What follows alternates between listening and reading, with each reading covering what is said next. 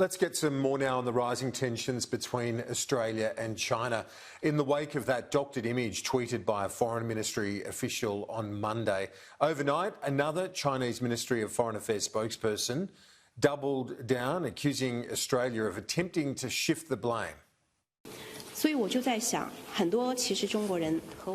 believe many people like me are wondering why the Australian side is reacting so surprisingly strongly and has been trying to shift the blame to the innocent and is being unreasonable.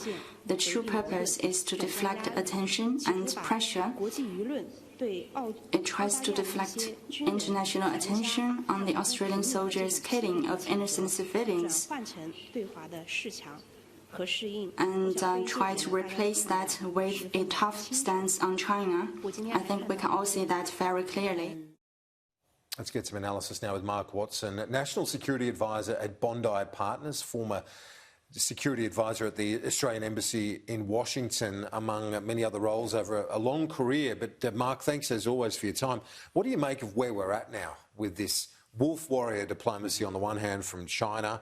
They're not very good at the soft power side of things, and Australia pushing back very strongly this week via the Prime Minister. Yeah, unfortunately for Australia, the Chinese will always win a chest-bumping competition. I think Australia has to recognise at some point that the route to trying to resolve this problem is not through ever ratcheting up tension between the two countries. I have no doubt behind the scenes, Australian diplomats and others are working hard to try and find that touch point in the Chinese system that will enable us to open up communications. Because right now we're shouting at each other over a fence, and that is not helpful on any level.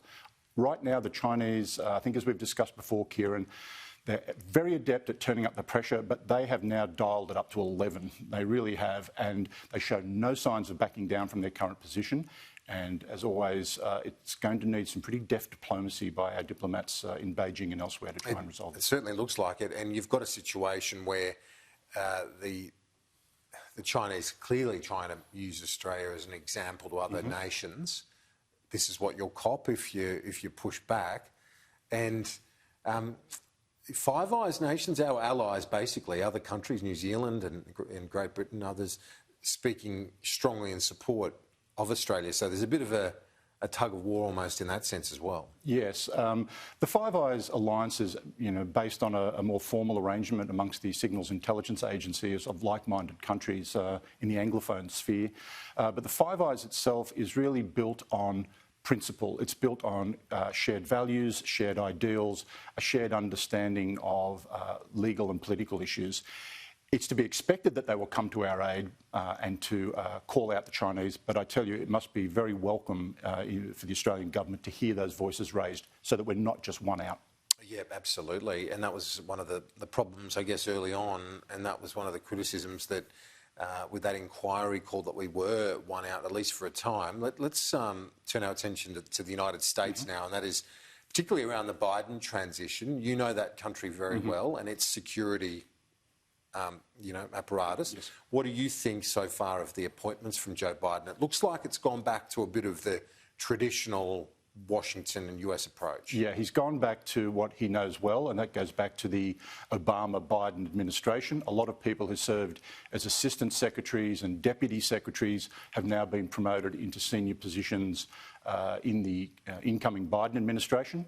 Two notable gaps that have not been named yet. One is the Secretary of Defence. Michelle Flournoy's name is constantly in the frame there. I suspect that she will be appointed to that job. What's her background? She's come originally out of government, again under the Obama-Biden administration. More recently, she's been working with a firm of heavy-hitting consultants in Washington called WestExec. There is, of course, once people go out and go into business, there has to be some kind of vetting process for anyone coming back into government. I suspect that she will be appointed. It's just taking a little longer with her than some others.